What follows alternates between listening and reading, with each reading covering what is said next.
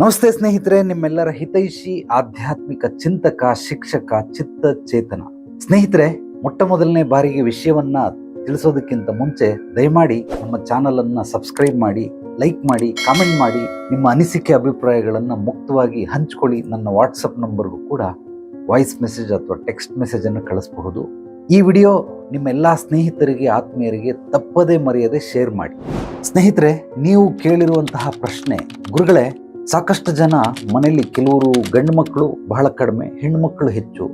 ನನಗೆ ಅದು ಗೊತ್ತಿಲ್ಲ, ಇದು ಗೊತ್ತಿಲ್ಲ, ನಾನು ಅದನ್ನು ಮಾಡಲ್ಲ, ಇದು ಮಾಡಲ್ಲ, ಯಾಕೆಂದ್ರೆ ಅದ್ರ ಬಗ್ಗೆ ನಂಗೆ ನಯಾ ಪೈಸಾ ಐಡಿಯಾ ಇಲ್ಲ ಅಂತಾರೆ. ಇವ್ರಿಗೆ ಹೇಗೆ ಹೇಳ್ಕೊಡ್ಬೇಕು? ಅದನ್ನು ಹೇಳ್ಕೊಟ್ಟು ಅವ್ರಿಗೆ ನಾವು ಕೆಲಸ ಮಾಡಿಸೋದು ಹೇಗೆ, ಕೆಲಸ ತಗೊಳ್ಳೋದು ಹೇಗೆ? ಎಷ್ಟೋ ಸಲ ಹೇಳ್ಕೊಟ್ರು ಕೂಡ ಕಲಿಯೋದಿಲ್ಲ, ನಾವೇ ಮಾಡಬೇಕಾಗತ್ತೆ. ಇದಕ್ಕೆ ಪರಿಹಾರ ತಿಳಿಸಿ ಅಂತ ಕೇಳಿದ್ದಾರೆ. ಸ್ನೇಹಿತರೆ, ನಿಮ್ಮ ಪ್ರಶ್ನೆಯಲ್ಲಿ ಸ್ವಲ್ಪ ಸ್ಪಷ್ಟತೆ ಇಲ್ಲ, ಕನ್ಫ್ಯೂಷನ್ ಇದೆ. ಆದರೂ ಅರ್ಥ ಮಾಡ್ಕೊಂಡಿರೋ ರೀತಿಯಲ್ಲಿ ನಿಮಗೆ ಉತ್ತರಗಳನ್ನು ಹೇಳ್ತೀನಿ. ಸಾಕಷ್ಟು ಜನ ಹೆಣ್ಮಕ್ಳು ಏನು ಮಾಡ್ತಾರೆ ಅಂದರೆ, ಮೊದಲು ನಾನು ಉದಾಹರಣೆ ಕೊಡ್ತೀನಿ, ನನ್ನ ಬಗ್ಗೆ ಕಾಲ್ ಮಾಡ್ತಾರೆ. ಗುರುಗಳೇ, ನನಗೆ ಈ ಥರ ಸಮಸ್ಯೆ ಇದೆ, ಹಂಗಿದೆ, ಹಿಂಗಿದೆ. ಹೌದಮ್ಮ, ಬಹಳ ಕಷ್ಟ, ನೀನು ತುಂಬ ಕಷ್ಟ, ಬಂದು ನೇರವಾಗಿ ಭೇಟಿ ಮಾಡುವಂತ. ಎಲ್ಲಿರೋದು ಗುರುಗಳೇ? ಬೆಂಗಳೂರ? ನಾನಿರೋದು ಮೈಸೂರಲ್ಲಿ, ನಾನಿರೋದು ತುಮಕೂರಲ್ಲಿ, ನಾನಿರೋದು ದಾವಣಗೆರೆಯಲ್ಲಿ, ನಾನಿರೋದು ಹುಬ್ಳಿಲಿ. ಕರ್ನಾಟಕದಾದ್ಯಂತ ಮೂಲೆ ಮೂಲೆಗಳಿಂದ ಕಾಲ್ ಮಾಡ್ತಾರೆ. ನನಗೆ ಬರೋದೇ ಗೊತ್ತಿಲ್ಲ ಗುರುಗಳೇ, ಬೆಂಗಳೂರು ನಾನು ನೋಡೇ ಇಲ್ಲ, ಅಲ್ಲಿ ಹೆಂಗೆ ಬರೋದು ನನಗೆ ಓಡಾಡೋಕ್ಕೆ ಗೊತ್ತಿಲ್ಲ. ಓ, ಬಹಳ ಸಂತೋಷನಮ್ಮ. ಅದಕ್ಕೇನು ಮಾಡ್ಬೇಕು ತಾಯಿ? ಹಂಗೆ ಫೋನಲ್ಲೇ ಹೇಳ್ಬಿಡಿ. ಓಕೆ. ಯಾವಾಗ ಡಾಕ್ಟ್ರು ನಿನಗೆ ಹೃದಯಾಘಾತ ಆಗಿದ್ರೆ ಫೋನಲ್ಲಿ ಆಪ್ರೇಷನ್ ಮಾಡ್ತಾರೆ, ಅವತ್ತು ನಾನು ಕೂಡ ಫೋನಲ್ಲಿ ಹೇಳ್ತೀನಿ. ಯಾವಾಗ ನಿನಗೆ ಆಕ್ಸಿಡೆಂಟ್ ಆಗಿ ಕೈ ಮುರಿದೋಗ್ಬಿಟ್ಟಿದೆ, ಡಾಕ್ಟ್ರು ಮನೆಗೆ ಬಂದು ಸರ್ವಿಸ್ ಕೊಡೋ ಅಂಥ ಕಾಲ ಬರ್ತದೆ, ಆವಾಗ ನಾನು ಕೂಡ ನಿನಗೆ ಫೋನಲ್ಲೇ ಹೇಳ್ತೀನಿ. ಯಾವಾಗ ನಿನಗೆ ಬ್ರೈನ್ ಟ್ಯೂಮರು, ಕಿಡ್ನಿ ಫೇಲ್ಯೂರು, ಇದಕ್ಕೆಲ್ಲ ಆಸ್ಪತ್ರೆಗೆ ಹೋಗೋ ಅವಶ್ಯಕತೆನೇ ಇಲ್ಲ, ಮನೆಯಲ್ಲೇ ನೀವು ಸೂಜಿ ದಾರ ತಗೊಂಡು ಹೊಲ್ಕೊಂಬಿಡ್ಬೋದು, ಎಲ್ಲಾದರೂ ಕಟ್ಟಾದರೆ, ಆ ರೀತಿ ವ್ಯವಸ್ಥೆಗಳು ಬಂದಾಗ ಖಂಡಿತವಾಗ್ಲೂ ನಾನು ಫೋನ್ ಮಾಡಿ ಹೇಳ್ತೀನಿ. ಯಾಕೆಂದರೆ ನಿಮಗೆ ನಿನ್ನಂಥವ್ರು ಎಷ್ಟು ದೊಡ್ಡ ಜನಗಳು ಪ್ರಪಂಚದಲ್ಲಿದ್ದಾರೆ ಅಂತಂದರೆ, ಏನೋ ನೆಗಡಿ ಆಗೈತೆ, ಒಂದು ಮೆಡಿಕಲ್ ಸ್ಟೋರ್ಗೆ ಹೋಗಿ ಮಾತ್ರೆ ತೊಗೊಂಡ್ರೆ ಕೊಟ್ಬಿಟ್ಟು ವಾಸಿ ಆಗ್ಬಿಡುತ್ತೆ. ಏನೋ ಅವರು ತಲೆನೋವ್ತಾ ಇದೆ, ಒಂದು ಸ್ವಲ್ಪ ಮಾತ್ರೆ ಕುಡಿ, ಕೊಟ್ಟರು ವಾಸಿ ಆಗ್ತದೆ. ಅದೇ ನನಗೆ ಕಿಡ್ನಿ ಫೇಲ್ಯೂರ್ ಆಗ್ಬಿಟ್ಟೈತೆ, ಮಾತ್ರೆ ಕುಡಿ ಅಂದರೆ ಎಲ್ಲಿಂದ ಕೊಡ್ತಾನೆ ಮೆಡಿಕಲ್ ಸ್ಟೋರು? ನಿಮ್ಗೆ ಹಾರ್ಟ್ ಅಟ್ಯಾಕ್ ಆಗ್ಬಿಟ್ಟೈತೆ ಸ್ವಾಮಿ, ನಮ್ಮ ಯಜಮಾನರು ಬಿದ್ದೋಗೋರು, ಸ್ವಲ್ಪ ಮಾತ್ರೆ ಕುಡಿ, ಎಲ್ಲಿಂದ ಕೊಡ್ತಾರೆ ಮಾತ್ರೆ? ಚಿಕ್ಕ ಚಿಕ್ಕ ಕಾಯಿಲೆಗಳಿಗೆ ಸಮಸ್ಯೆಗಳಲ್ಲಿ 4 ವಿಧ: ಸಣ್ಣದು, ಮಧ್ಯಮ ಗಾತ್ರದ್ದು, ದೊಡ್ಡದು, ಬೃಹದಾಕಾರವಾಗಿರೋದು. ಈ 2 ಚಿಕ್ಕದ್ದು ಮತ್ತು ಮಧ್ಯಮ ಗಾತ್ರದ್ದು ನೀವೇ ಪರಿಹಾರ ಮಾಡ್ಕೊಳ್ಬಹುದು, ಅಥವಾ ನಿಸರ್ಗ ತಂತಾನಾಗೆ ಪರಿಹಾರ ಮಾಡುತ್ತೆ. ಕಾಲಾಯ ತಸ್ಮೈ ನಮಃ ಅಂತ. ಇನ್ನು 2 ಪರಿಹಾರಗಳಿರ್ತಾವಲ್ಲ, ಇದಕ್ಕೆ ಸ್ಪೆಷಲಿಸ್ಟ್ಗಳೇ ಬೇಕು, ಎಕ್ಸ್ಪರ್ಟೇ ಬೇಕು. ನೀವು ಅವರನ್ನು ಹುಡ್ಕೊಂಡು ಹೋಗ್ಬೇಕೆ ಹೊರತು ಅವರು ನಿಮ್ಮನ್ನು ಹುಡ್ಕೊಂಡು ಬರೋದಕ್ಕೆ ಸಾಧ್ಯವೇ ಇಲ್ಲ. ಒಬ್ಬರು ಇಬ್ಬರಲ್ಲ, ದಿನಕ್ಕೊಂದು 100+ ಕಾಲ್ಗಳು ಬರ್ತವೆ. ಇದರಲ್ಲಿ ಸುಮಾರು ಒಂದು 50-60 ಜನ ಇದೇ ಥರ ಕಾಲ್ ಮಾಡ್ತಾರೆ.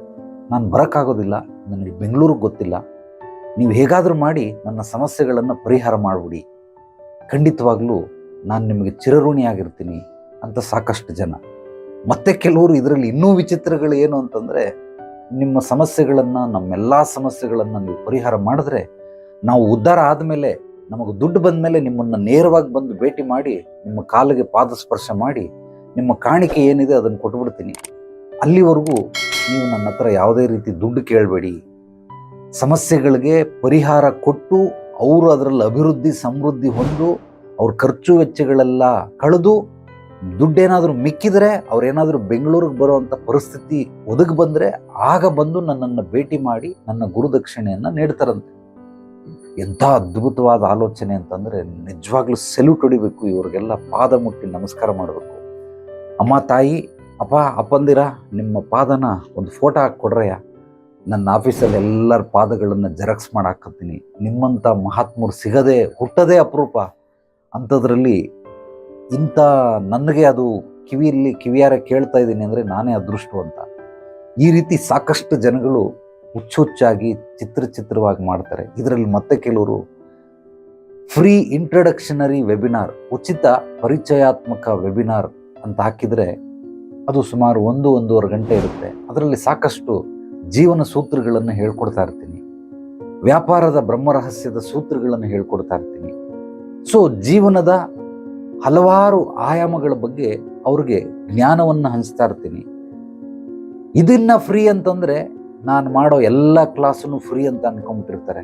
ನನ್ನನ್ನು ಜಾಯಿನ್ ಮಾಡಿಸ್ಕೊಳ್ಳಿ, ನನ್ನನ್ನು ಯಾಕೆ ಜಾಯಿನ್ ಮಾಡಿಸಿಲ್ಲ ನೀವು ಹೇಳಿದ್ರಿ ಫ್ರೀ ಅಂತ, ಈಗ ಯಾಕೆ ದುಡ್ಡು ಕೇಳ್ತಾ ಇದ್ದೀರಾ? ಫ್ರೀ ಇಂಟ್ರೊಡಕ್ಷನರಿ ವೆಬಿನಾರ್ ಅಂತ ಹಾಕಿದ್ದೀನಿ. ಅಂದರೆ ಇಂಟ್ರೊಡಕ್ಷನರಿ ಅಂದರೆ ಪರಿಚಯಾತ್ಮಕ ವೆಬಿನಾರ್. ಆತ್ಮ ಸಮೃದ್ಧಿ ಯೋಗ ಅಂದರೆ ಏನು, 3 ಜೀವನ ಸೂತ್ರಗಳನ್ನು ಹೇಳ್ಕೊಡ್ತೀನಿ ಅಂತ ಅದರಲ್ಲಿ ಕರೆದಿರ್ತೀನಿ. ನೀವು ಬಂದು ಅಟೆಂಡ್ ಮಾಡಬಹುದು. ಆವಾಗ ನಿಮಗೆ ಆತ್ಮ ಸಮೃದ್ಧಿ ಯೋಗ ಅನ್ನೋದು ಏನೋ ಗೊತ್ತಾಗುತ್ತೆ. ವ್ಯಾಪಾರದ ಬ್ರಹ್ಮರಹಸ್ಯ, ಸೊ ನಿಮಗೆ ವ್ಯಾಪಾರದ ಕೆಲವೊಂದು ಸೂತ್ರಗಳನ್ನು ತಿಳಿಸ್ಕೊಡ್ತೀನಿ, ತಂತ್ರಗಳನ್ನು ಹೇಳ್ಕೊಡ್ತೀನಿ. ಇದಕ್ಕೆ ಬಂದರೆ ವ್ಯಾಪಾರದ ಬ್ರಹ್ಮರಹಸ್ಯ ಏನು ಅನ್ನೋದು ನಿಮಗೆ ಗೊತ್ತಾಗುತ್ತೆ. ಅದಾದ ನಂತರ ನೀವು ಜಾಯಿನ್ ಆಗ್ಬೋದು ಕೋರ್ಸ್ಗೆ. ಅದು ಕೋರ್ಸು ದುಡ್ಡು ಇರ್ತದೆ, ಆದರೆ ಅದಕ್ಕೆ ಫ್ರೀಯಾಗಿ ನನ್ನನ್ನು ಸೇರಿಸ್ಕೊಳ್ಳಿ, ಜಾಯಿನ್ ಮಾಡಿಸಿ. ನಾನು ಇವಾಗ ಕೊಡೋದಿಲ್ಲ. ಸ್ನೇಹಿತರೆ, ಸಾಕಷ್ಟು ಜನ ಈ ರೀತಿ ಮನೆಗಳಲ್ಲಿರ್ತಾರೆ, ನಿಮ್ಮ ಮನೆಗಳಲ್ಲೇ ಇರ್ತಾರೆ. ದಯಮಾಡಿ ಅವ್ರಿಗೆ ತಿಳಿ ಹೇಳಿ, ಇದಕ್ಕೆ ಪ್ರಮೋಟ್ ಮಾಡಬೇಡಿ. ಮನುಷ್ಯ ಯಾವಾಗಲೂ ಅಭಿವೃದ್ಧಿ ಆಗ್ತಾ ಇರಬೇಕು, ಸಮೃದ್ಧಿ ಆಗ್ತಾ ಇರಬೇಕು, ಬೆಳವಣಿಗೆ ಆಗ್ತಾ ಇರಬೇಕು. ಅದು ಆರೋಗ್ಯ ಸ್ಥಿತಿಲಿರಲಿ, ಜ್ಞಾನದಲ್ಲಿರಲಿ, ಬುದ್ಧಿವಂತಿಕೆಯಲ್ಲಿರಲಿ, ವ್ಯಾಪಾರದಲ್ಲಿರಲಿ, ಕೌಟುಂಬಿಕದಲ್ಲಿರಲಿ. ಪ್ರತಿದಿನ ಒಂದೇ ಒಂದು ಅಕ್ಕಿ ಕಾಳಷ್ಟಾದರೂ ನಾವು ಬೆಳೀತಾ ಇರಬೇಕು. ಬೆಳವಣಿಗೆ ಅಂತಾರೆ ಇದನ್ನು. ಅಕ್ಕಿ ಕಾಳು ಒಂದು ಕೂದಲಷ್ಟಾದರೂ ನಾವು ಬೆಳೀತಾ ಇರಬೇಕು. ಆ ಬೆಳೀತಾ ಇರೋ ಅಂಥದ್ದನ್ನ ನಾವು ಜ್ಞಾನದ ಮೂಲಕ ತೋರಿಸ್ತಾ ಇರಬೇಕು, ಅಭಿವೃದ್ಧಿ ಸಮೃದ್ಧಿಯ ಮೂಲಕ ತೋರಿಸ್ತಾ ಇರ್ಬೋದು. ನಾವು ಬೆಳೆದೇ ಇಲ್ಲ ಅಂತಂದರೆ, 10 ವರ್ಷದಿಂದ ಹೇಗಿದ್ರಿ ಹಾಗೇ ಇದ್ದೀರಿ, ಈಗಲೂ ಹಾಗೇ ಇದ್ದೀರಿ ಅಂತಂದರೆ ಖಂಡಿತವಾಗ್ಲೂ ನೀವು ಬೆಳೀತಾ ಇಲ್ಲ. ನೀವು ಏನನ್ನು ಕಲಿತಾ ಇಲ್ಲ. ಬೆಳೀತಾ ಇಲ್ಲ ಅಂತಂದರೆ ಯಾಕೆಂದರೆ ಕಲಿತಾ ಇಲ್ಲ, ಅದಕ್ಕೋಸ್ಕರ ಬೆಳೀತಾ ಇಲ್ಲ. ಇದನ್ನು ನೀವು ಚೆನ್ನಾಗಿ ಅರ್ಥ ಮಾಡ್ಕೊಳ್ಳಿ. ಸಾಕಷ್ಟು ಜನ ಎಲ್ಲೋ ಒಬ್ಬರು ಸ್ನೇಹಿತರ ಮನೆಗೆ ಹೋದಾಗ ಅಕ್ಕಪಕ್ಕದವ್ರ ಮನೆಯೆಲ್ಲ ಬರ್ತಾರೆ. ಅಕ್ಕಪಕ್ಕದ ಮನೆಯವ್ರು ಬಂದು, ಗುರುಗಳೇ ನಿಮ್ಮ ಬಗ್ಗೆ ಬಹಳ ಹೇಳ್ತಾ ಇದ್ರು ಇವರು, ನಿಮ್ಮ ಆಫೀಸ್ ಎಲ್ಲಿದೆ, ನಿಮ್ಮನ್ನು ಬಂದು ಭೇಟಿ ಮಾಡ್ತೀನಿ, ಬನ್ನಿ ಆಫೀಸ್ಗೆ ಅಂತ ಕರೆದಾಗ ನನಗೆ ಅದ್ರ ಬಗ್ಗೆ ಗೊತ್ತೇ ಇಲ್ಲ. ಎಷ್ಟು ಸುಲಭವಾಗಿ ಹೇಳ್ಬಿಡ್ತಾರೆ, ನನಗೆ ಬೆಂಗಳೂರಲ್ಲಿ ಓಡಾಡೇ ಇಲ್ಲ ಅಂತ. ಒಂದು ಕಾಲದಲ್ಲಿ ಎತ್ತಿನ ಗಾಡೀಲಿ ಓಡಾಡ್ತಾ ಇದ್ರು, ಅಥವಾ ಕುದುರೆ ಗಾಡೀಲಿ ಓಡಾಡ್ತಾ ಇದ್ರು, ಇಲ್ಲ ಸೈಕಲಲ್ಲಿ ಓಡಾಡ್ತಾ ಇದ್ರು. ಈಗ ಏನು ಕೊರತೆ? ಒಂದು ಲೊಕೇಶನ್ ಕಳಿಸ್ತೀನಿ, ಊಬರ್ ಬುಕ್ ಮಾಡ್ದ, ಇಲ್ಲ ಓಲಾ ಬುಕ್ ಮಾಡ್ದ, ಒಂದು ಆಟೋ ಬುಕ್ ಮಾಡ್ದ, ಸೀದಾ ತಗೊಂಬಂದು ಬಿಡ್ತಾರೆ. ಇಲ್ಲ ಅವ್ರದೇ ಓನ್ ವೆಹಿಕಲ್ ಇದ್ರೆ ಗೂಗಲ್ ಮ್ಯಾಪ್ ಹಾಕೊಂಡ್ರೆ ಸೀದಾ ತಗೊಂಬಂದು ಬಿಡ್ತದೆ. ಯಾರನ್ನ ಯಾಕೆ ಕೇಳಬೇಕು? ಗೊತ್ತಿಲ್ಲ ನನಗೆ ಅಂತ ಹೇಳೋದ್ರಲ್ಲಿ ಏನಿದೆ? ಈಗ ಫೆಸಿಲಿಟೀಸ್ಗಳು, ಟೆಕ್ನಾಲಜಿ ಎಷ್ಟು ಮುಂದುವರೆದಿದೆ ಅಂತಂದರೆ, ಕಸ ಗುಡ್ಸಕ್ಕೆ ರೋಬೋ ಬಂದ್ಬಿಟ್ಟಿದೆ. ಸೊ ಮನೇಲಿ ಲೈಟ್ ಎಲ್ಲ ಹಾಕೋದಕ್ಕೆ ಬರೀ ವಾಯ್ಸ್ ಕಮಾಂಡಿಂಗಲ್ಲಿ ಡೋರ್ ಲಾಕ್ ಆಗುತ್ತೆ, ವಾಯ್ಸ್ ಕಮಾಂಡಿಂಗಲ್ಲಿ ಲೈಟ್ ಬರ್ತದೆ, ಫ್ಯಾನ್ ಬರ್ತದೆ, ಟಿವಿ, ಕಂಪ್ಯೂಟರ್, ಮೊಬೈಲ್ ಎಲ್ಲವೂ ಕೂಡ ಆನ್ ಆಗುತ್ತೆ. ಕಿಚನ್ನಲ್ಲಿರೋ ಐಟಮ್, ಸ್ಟವ್ ಕೂಡ ಆನ್ ಆಗುತ್ತೆ. ಆ ಅಡುಗೆ ಮಾಡೋವಂಥ ವ್ಯವಸ್ಥೆಗಳು ಇಲ್ಲ. ಇವಾಗೆಲ್ಲ ಅಕ್ಕಿ, ಬೇಳೆ, ತರಕಾರಿ ಎಲ್ಲ ಹಾಕ್ಬಿಟ್ಟು ಅದಕ್ಕೆ ಸೆಟ್ ಮಾಡಿಬಿಟ್ಟು ಅನ್ನ ಸಾಂಬಾರು ಮಾಡಿ ಇಟ್ಬಿಡು ಅಂತ ಪ್ರೆಸ್ ಮಾಡಿಬಿಟ್ರೆ ಅನ್ನ ಸಾಂಬಾರು ರೆಡಿ ಆಗಿರ್ತದೆ. ನೀವು ಬರೋಷ್ಟರಲ್ಲಿ ಎಷ್ಟೊತ್ತಿಗೆ ಟೈಮ್ ಸೆಟ್ ಮಾಡಿರ್ತಾರೆ ಅಷ್ಟೊತ್ತಿಗೆ ರೆಡಿ ಇರ್ತದೆ. ಇಂಥ ಅದ್ಭುತವಾದ ಟೆಕ್ನಾಲಜಿ ಬಂದಾಗ ಈಗಲೂ ಹಳೆ ಕಾಲದವ್ರ ಥರ 100 ವರ್ಷದ ಹಿಂದೆ ಮಾತಾಡ್ತಾರಲ್ಲ, ನನಗೆ ಗೊತ್ತೇ ಇಲ್ಲ. ಬೆಂಗಳೂರಲ್ಲಿ ನಾನು ಓಡಾಡೇ ಇಲ್ಲ, ಬೆಂಗಳೂರು ನಾನು ನೋಡೇ ಇಲ್ಲ. ಬೆಂಗಳೂರು ನೋಡಿಲ್ಲ ಅಂದ್ರೆ ಏನಂತೆ? ನೋಡು ಹೊಸದಾಗಿ. ಪ್ರತಿ ಕ್ಷಣ ಹೊಸದು ನಮಗೆ, ಪ್ರತಿ ದಿನ ಹೊಸದು ನಮಗೆ, ಪ್ರತಿ ವಾರ, ಪ್ರತಿ ತಿಂಗಳು, ಪ್ರತಿ ವರ್ಷ, ಪ್ರತಿಯೊಬ್ಬ ವ್ಯಕ್ತಿ ಹೊಸದಾಗಿ ನಮಗೆ ದಿನನಿತ್ಯ ಹೊಸದನ್ನು ನಾವು ನೋಡ್ತಾನೆ ಇರ್ತೀರಿ, ಕಲಿತಾನೆ ಇರ್ತೀರಿ, ಮಾಡ್ತಾನೆ ಇರ್ತೀರಿ. ಅದಕ್ಕೆ ಹೊಸದನ್ನು ತಿಳ್ಕೊಳ್ಳಿ. ಬನ್ನಿ ಒಂದ್ಸಲ ಬೆಂಗಳೂರಿಗೆ.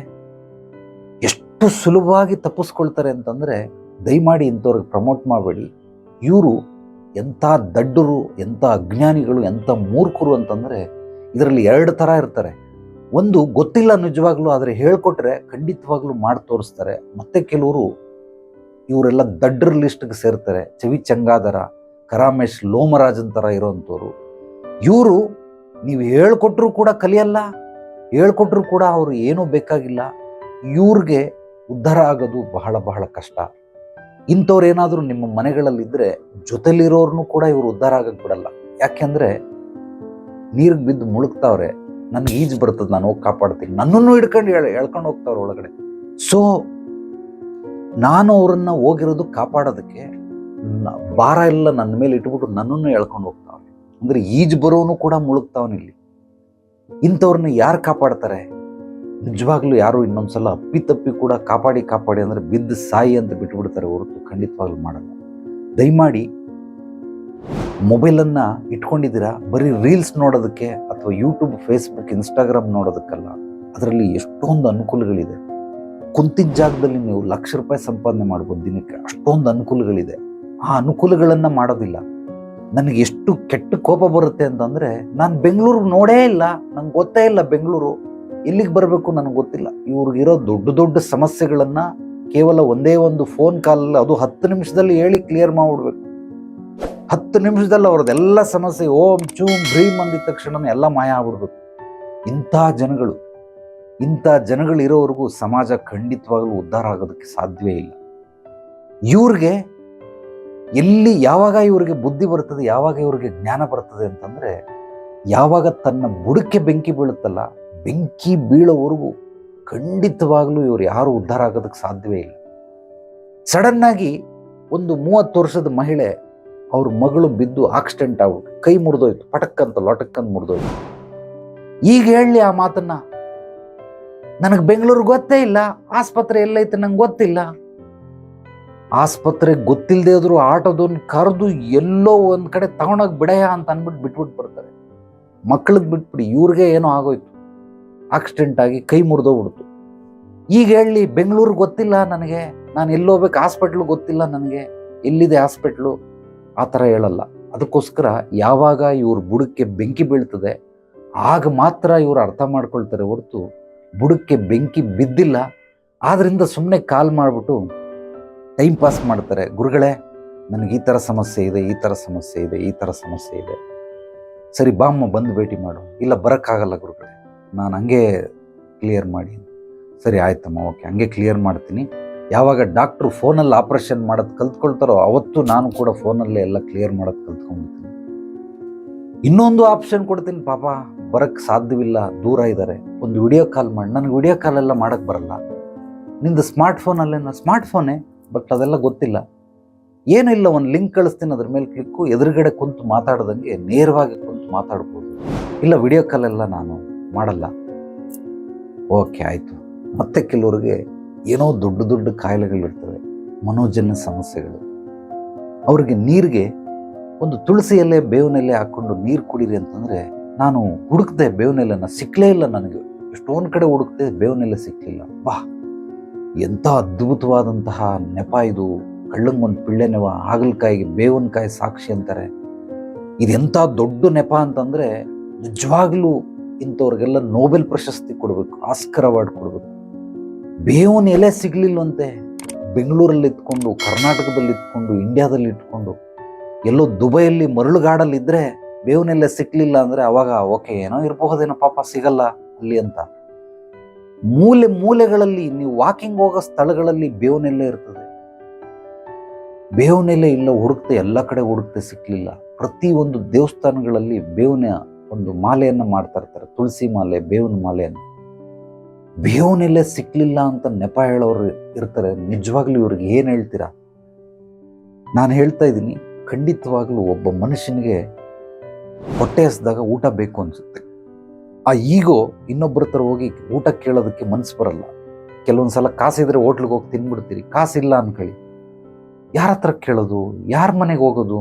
ಅಯ್ಯೋ, ಅವನೋದ್ರೆ ಹಂಗೆ ಅನ್ಕೊಳ್ತಾನೆ, ಇವನೋದ್ರೆ ಹಿಂಗೆ ಅನ್ಕೊಳ್ತಾನೆ, ಅವಳೋದ್ರೆ ಹಂಗೆ ಅನ್ಕೊಳ್ತಾಳೆ, ಎಲ್ಲೂ ಹೋಗೋದು ಬೇಡ, ಸುಮ್ಮನೆ ಇರ್ತೀನಿ ಅಂದ್ಬಿಟ್ಟು ಸುಮ್ಮನೆ ಇದ್ದು ಬಿಡ್ತಾನೆ. ಬೆಳಿಗ್ಗೆ ನಾಷ್ಟ ಸಿಕ್ಕಲಿಲ್ಲ, ತಿರ್ಗಾ ಮಧ್ಯಾಹ್ನ ಅಯ್ಯೋ ಹೊಟ್ಟೆ ಹಸ್ದಾಗ ಬದುಕಿದ್ರೆ ಸಾಕು, ನಮ್ಮ ಈಗ ಎಲ್ಲ ಕಟ್ಕೊಂಡು ಏನು ಮಾಡಬೇಕು, ಅವನು ಬೈದ್ರೆ ಬೈಕಲ್ಲಿ ಬಿಟ್ಟರೆ ಬಿಡಲಿ, ಹೋಗ್ಬಿಡೋಣ ಅಂತ ಅನಿಸುತ್ತೆ. ಆದರೂ ಒಂದು ಮನಸ್ಸು ಕೇಳಲ್ಲ, ಬೇಡ ನೋಡೋಣ, ತಡೆಯೋಣ, ಸಾಯಂಕಾಲ ಏನಾದರೂ ಅರೇಂಜ್ ಆಗ್ಬೋದು ಅಂತ ಕುಂತ್ಕೊಂಡು ತಿರ್ಗಾ ರಾತ್ರಿ ಆಯಿತು, ಊಟ ಇಲ್ಲ. ಈಗ ಹೋಗಿ ನಂಗೆ ಹೊಟ್ಟೆ ಹಸಿತಾ ಇದೆ, ದಯಮಾಡಿ ಊಟ ಇಕ್ಕೊಡಿ ಅಂದರೆ ಎಲ್ಲರೂ ಊಟ ಕೊಟ್ಟೇ ಕೊಡ್ತಾರೆ. ನನ್ನ ಹತ್ರ ಊಟ ಇಲ್ಲ ಅಂತ ಹೇಳಿದವ್ರು ಯಾರೂ ಇಲ್ಲ. ಅಕಸ್ಮಾತ್ ಅವ್ರ ಹತ್ರ ಇಲ್ಲ ಅಂದರೆ ಹೋಟ್ಲಲ್ಲಾದರೂ ತರಿಸ್ಬಿಟ್ಟು ಕೊಡ್ತಾರೆ. ಸೊ ಊಟ ಕೊಡ್ತಾರೆ. ಈಗ ಬೆಳಿಗ್ಗೆನೆ ಹೋಗಿದ್ರೆ, ಮಧ್ಯಾಹ್ನನೇ ಹೋಗಿದ್ರೆ ಈಗೋ ಅಡ್ಡ ಬರ್ತದೆ. ಈಗ ರಾತ್ರಿ ಅವನಿಗೆ ನಿದ್ದೆ ಮಾಡೋಕ್ಕಾಗೋದಿಲ್ಲ, ಹೊಟ್ಟೆ ಎಲ್ಲ ಕ್ಯೂಸ್ತಾ ಇರ್ತದೆ, ಮರಳಿಸ್ತಾ ಇರ್ತದೆ. ಈಗ ಅವನಿಗೆ ಊಟ ಬೇಕೇ ಬೇಕು. ಅಕಸ್ಮಾತ್ ಏನಾದರೂ ಊಟ ಮಾಡಲಿಲ್ಲ ಅಂದರೆ ರಾತ್ರಿ ನಿದ್ದೆನೂ ಬರಲ್ಲ, ಮಾರನೇ ದಿವಸ ಅವನು ಆರೋಗ್ಯವಾಗಿಯೂ ಇರೋಕ್ಕೆ ಸಾಧ್ಯವಿಲ್ಲ, ಮತ್ತೆ ಹೋಗೋದಕ್ಕೆ ಶಕ್ತಿನೂ ಇರೋದಿಲ್ಲ. ಈ ರೀತಿಯಾಗಿ ಸಾಯುವಂಥ ಸ್ಥಿತಿ ಬಂದಾಗ ಮಾತ್ರ ಮನುಷ್ಯ ಹೋಗಿ ಕೇಳ್ತಾನೆ, ನನಗೆ ಊಟ ಇಲ್ಲ, ಒಂದು ದಿವಸ ಊಟ ಮಾಡಿಲ್ಲ, ಕೊಡಿ ಊಟ ಅಂತ. ಆಗ ಯಾವುದೇ ಈಗೋ ಅಡ್ಡ ಬರಲ್ಲ, ಯಾವುದೇ ಅಜ್ಞಾನ ಅಡ್ಡ ಬರಲ್ಲ, ದಡ್ಡತನ ಮೂರ್ಖತನ ಅಡ್ಡ ಬರಲ್ಲ. ಆಗ ಒಂದೇ ಒಂದು ಬೇಕಾಗಿರೋದು ಊಟ ಬೇಕಷ್ಟೇ. ಅದೇ ರೀತಿ ಪ್ರತಿಯೊಬ್ಬರಿಗೂ ಹೇಳ್ತಾ ಇದ್ದೀನಿ, ಸಮಸ್ಯೆಗೆ ಪರಿಹಾರ ಬೇಕು ಅನ್ನೋರು ಖಂಡಿತವಾಗ್ಲೂ ಹುಡ್ಕೊಂಡು ಬಂದೇ ಬರ್ತಾರೆ. ಯಾರಿಗೆ ಇನ್ನೂ ಹೊಟ್ಟೆ ಹಸಿ ತಡೆಯುವಂಥ ಶಕ್ತಿ ಕೊಟ್ಟಿರ್ತಾನೆ ಭಗವಂತ, ಇವರೆಲ್ಲ ಈ ರೀತಿ ನೆಪಗಳು ಹೇಳ್ತಾ ಇರ್ತಾರೆ. ನನಗೆ ಬೆಂಗಳೂರು ಗೊತ್ತಿಲ್ಲ, ನೀವೆಲ್ಲಿರೋದು ನನಗೆ ಗೊತ್ತಿಲ್ಲ, ಆ ಏರಿಯಾದಲ್ಲಿ ನಾನು ನೋಡೇ ಇಲ್ಲ. ಯಾರು ನೋಡಿರ್ತಾರೆ? ಆ ಝೊಮ್ಯಾಟೊ, ಡೆನ್ಝೋ ಇವರೆಲ್ಲ ಬುಕ್ ಮಾಡೋರು ನೋಡಿ, ದಿನನಿತ್ಯ 40 ಜನ ಕಸ್ಟಮರ್ ಡೆಲಿವರಿ ಕೊಡ್ತಾರೆ. 40 ಜನನ್ನು ಅವ್ರು ಏನಾದರೂ ನೋಡಿರ್ತಾರ ದಿನನಿತ್ಯ? ಪ್ರತಿ ಮನೆ ಹೊಸ ಮನೆಗಳನ್ನು ಹೋಗ್ತಾರೆ, ಹೊಸ ಅಡ್ರೆಸ್ಗಳಿಗೆ ಹೋಗ್ತಾರೆ. ಎಲ್ಲೋ ತಿಂಗಳಲ್ಲಿ 1-2 ರಿಪೀಟೆಡ್ ಕಸ್ಟಮರ್ ಬರ್ತಾರೆ, ಇನ್ನು ಮಿಕ್ಕಿದೆಲ್ಲ ಹೊಸಬ್ರು ಬರ್ತಾರೆ. ನಿಮ್ಮೆಲ್ಲರಿಗೂ ಇವತ್ತೊಂದು ಅದ್ಭುತವಾದಂಥ ರಹಸ್ಯ ಹೇಳ್ಕೊಡ್ತೀನಿ. ಇದನ್ನಾದರೂ ಕೇಳಿ ತಿಳ್ಕೊಂಡು ಬುದ್ಧಿವಂತರಾಗಿ ನಿಮ್ಮ ಜೀವನವನ್ನು ಸಾರ್ಥಕ ಮಾಡ್ಕೊಳ್ಳಿ. ಮನಸ್ಸು ಯಾವಾಗಲೂ ಹೊಸತನವನ್ನು ಹುಡುಕ್ತಾ ಇರುತ್ತೆ, ಹೊಸದನ್ನ ರಿಸರ್ಚ್ ಮಾಡ್ತಾ ಇರುತ್ತೆ. ಯಾವಾಗ ಹೊಸದನ್ನು ನಾವು ತಿಳ್ಕೊಳ್ಳೋದಕ್ಕೆ ಪ್ರಯತ್ನ ಪಡ್ತೀರಿ, ಓದಿದ್ದ ಪುಸ್ತಕವನ್ನು ಬಿಟ್ಟು ಹೊಸ ಪುಸ್ತಕಗಳನ್ನು ಓದೋದು, ಹೊಸ ವ್ಯಕ್ತಿಗಳನ್ನು ಮಾತಾಡಿಸೋದು, ಹೊಸ ಸ್ಥಳಗಳಿಗೆ ಭೇಟಿ ನೀಡೋದು, ಹೊಸ ವಸ್ತುಗಳನ್ನು ನೋಡೋದು, ಈ ರೀತಿ ಮಾಡ್ತಾ ಇರೋದ್ರಿಂದ ಮನಸ್ಸು ನವ ಉಲ್ಲಾಸದಿಂದ ಇರುತ್ತೆ, ನವ ಚೈತನ್ಯ ಬರ್ತದೆ ಮನಸ್ಸಿಗೆ. ಆದ್ದರಿಂದ ಹೊಸ ಹೊಸ ವಿಚಾರಗಳನ್ನು, ಹೊಸ ಹೊಸ ವ್ಯಕ್ತಿಗಳನ್ನು, ಹೊಸ ಹೊಸ ವಸ್ತುಗಳನ್ನು, ಹೊಸ ಹೊಸ ಸ್ಥಳಗಳನ್ನು ಮನುಷ್ಯ ನಿಜವಾಗ್ಲೂ ದರ್ಶನ ಮಾಡಬೇಕು, ಅದನ್ನು ಫೀಲ್ ಮಾಡಬೇಕು, ಅನುಭವಿಸ್ಬೇಕು. ಆಗ ಮಾತ್ರನೇ ಅವನು ಏನಾದರೂ ಸಾಧನೆ ಮಾಡೋದಕ್ಕೆ ಸಾಧ್ಯ, ಸಾಧಕನಾಗೋದಕ್ಕೆ ಸಾಧ್ಯ. ಹೊರತು ಇವ್ ರೀತಿ ಅಜ್ಞಾನಿಗಳು, ದಡ್ರು, ಮೂರ್ಖರು, ಮುಟ್ಟಾಳ್ರ ಥರ ದಯಮಾಡಿ ಮಾತಾಡಬೇಡಿ.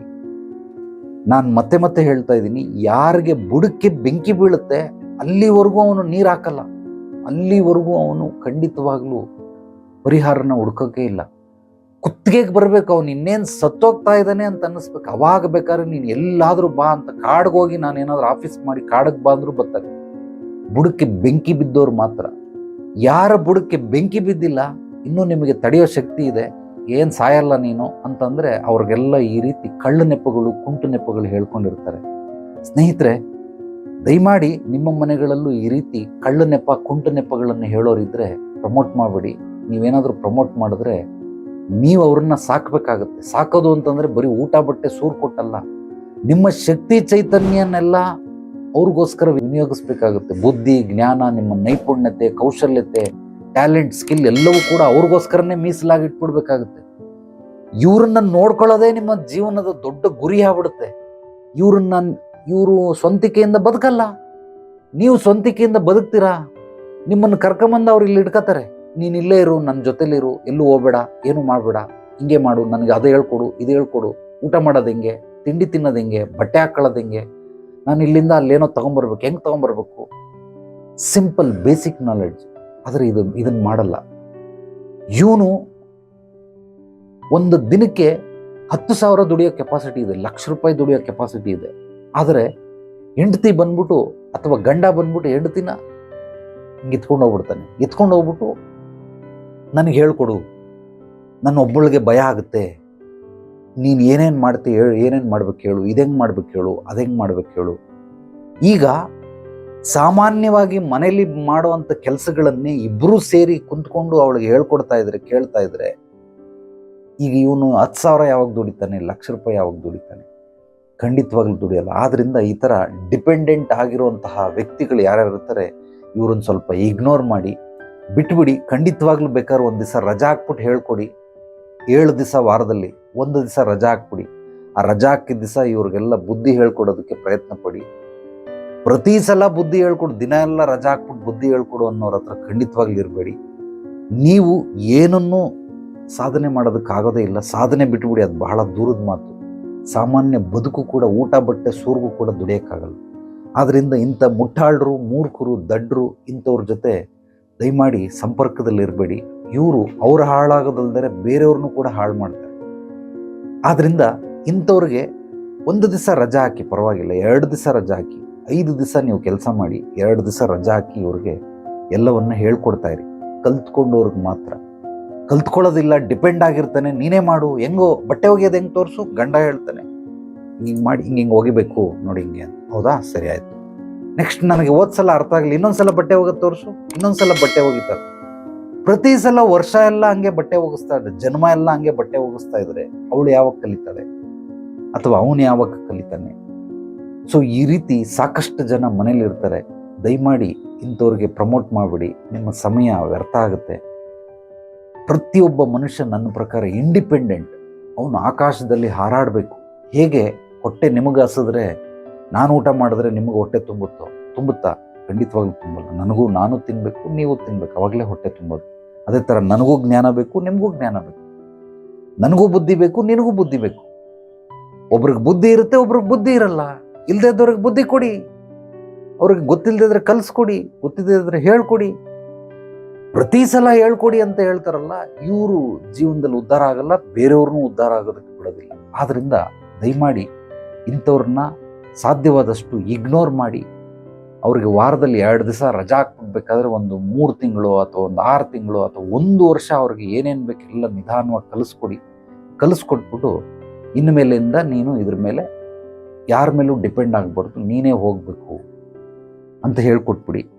ಇಲ್ಲ ಅವ್ರಿಗೆ ಅನುಭವಕ್ಕೆ ಬರಬೇಕು, ಅವ್ರಿಗೆ ಬುದ್ಧಿ ಕಲಿಬೇಕು ಅಂದರೆ ನಿಸರ್ಗ ಅವ್ರಿಗೆ ಬುಡಕ್ಕೆ ಬೆಂಕಿ ಹಚ್ಚಿ ಸುಟ್ಟಾಗ ಕೆಳಗಡೆ, ಆಗ ಅವ್ರಿಗೆ ಅರ್ಥ ಆಗ್ತದೆ ನಾನು ಎಲ್ಲಿ ಬೇಕಾದ್ರೂ ಹೋಗ್ತೀನಿ ಅಂತ.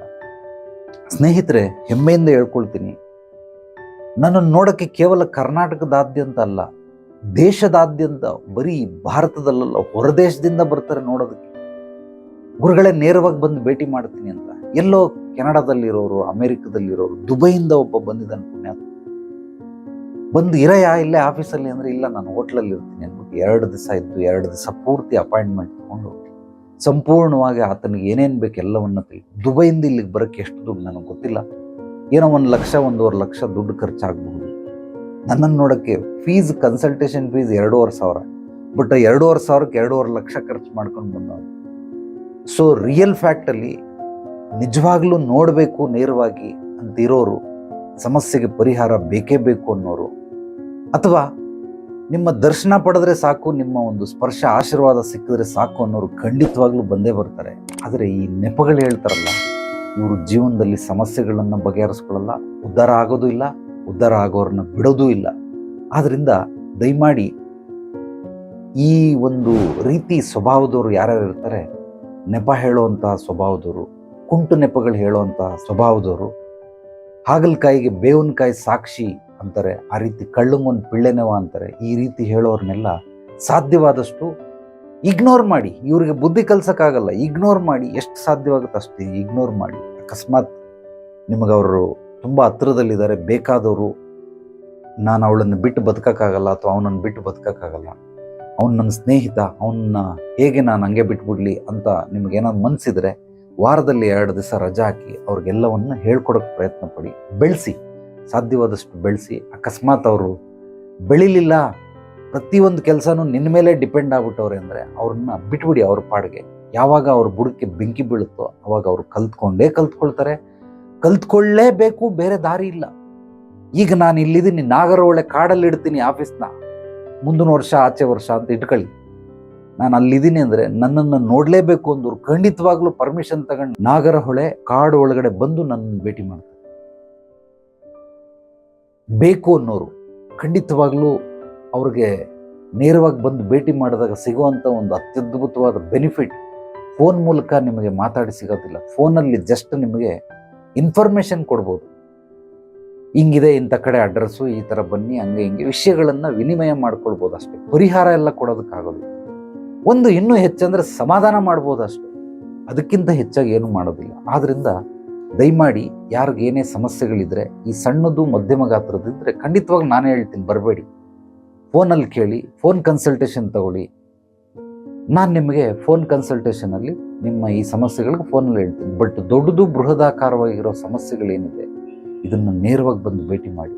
ನಿಮ್ಮ ಪೂರ್ವಾಪರಗಳನ್ನು ತಿಳಿದೇನೆ, ನಿಮ್ಮ ಸಮಸ್ಯೆಗೆ ಮೂಲವನ್ನು ಹುಡುಕದೇನೆ ಪರಿಹಾರ ಮಾಡೋದಕ್ಕೆ ಸಾಧ್ಯವೇ ಇಲ್ಲ. ಆದ್ದರಿಂದ ಎಲ್ಲರೂ ಈ ವಿಡಿಯೋವನ್ನು 4-5 ಬಾರಿ ನೋಡಿ, ನಿಮಗೆ ಅರ್ಥ ಆಗುತ್ತೆ. ಅರ್ಥ ಆಗಲಿಲ್ಲ ಅಂದರೆ ನನ್ನ ವಾಟ್ಸಪ್ ನಂಬರ್ಗೆ ಒಂದು ವಾಯ್ಸ್ ಮೆಸೇಜ್ ಕಳಿಸಿ ಅಥವಾ ಕಾಮೆಂಟ್ ಮಾಡಿ. ಖಂಡಿತವಾಗ್ಲೂ ನೀವು ಕೇಳೋ ಪ್ರಶ್ನೆಗೆ ಉತ್ತರಗಳನ್ನು ಸಂಕ್ಷಿಪ್ತವಾಗಿ ಹೇಳ್ತೀನಿ. ದಯಮಾಡಿ ನಮ್ಮ ಚಾನಲನ್ನು ಸಬ್ಸ್ಕ್ರೈಬ್ ಮಾಡಿ, ಲೈಕ್ ಮಾಡಿ, ಕಾಮೆಂಟ್ ಮಾಡಿ. ನಿಮ್ಮ ಅನಿಸಿಕೆ ಅಭಿಪ್ರಾಯಗಳನ್ನು ಮುಕ್ತವಾಗಿ ಹಂಚ್ಕೊಳ್ಳಿ. ನನ್ನ ವಾಟ್ಸಪ್ ನಂಬರ್ಗೂ ಕೂಡ ವಾಯ್ಸ್ ಮೆಸೇಜ್ ಅಥವಾ ಟೆಕ್ಸ್ಟ್ ಮೆಸೇಜನ್ನು ಕಳಿಸಬಹುದು. ಈ ವಿಡಿಯೋ ನಿಮ್ಮ ಎಲ್ಲ ಸ್ನೇಹಿತರಿಗೆ, ಆತ್ಮೀಯರಿಗೆ ತಪ್ಪದೇ ಮರೆಯದೆ ಶೇರ್ ಮಾಡಿ. ಎಲ್ರಿಗೂ ಒಳ್ಳೆಯದಾಗಲಿ. ನಾಳೆ ಮತ್ತೆ ಭೇಟಿಯಾಗೋಣ ಮತ್ತಷ್ಟು ಸತ್ವಭರಿತ ವಿಚಾರಗಳೊಂದಿಗೆ. ಎಲ್ಲರೊಳಗಡಗಿರುವ ಭಗವಂತನಿಗೆ ನನ್ನ ಭಕ್ತಿಪೂರ್ವ ಪ್ರಣಾಮಗಳು. ಸರ್ವೇ ಜನೋ ಸುಖಿನೋ ಭವಂತು. ಶುಭರಾತ್ರಿ.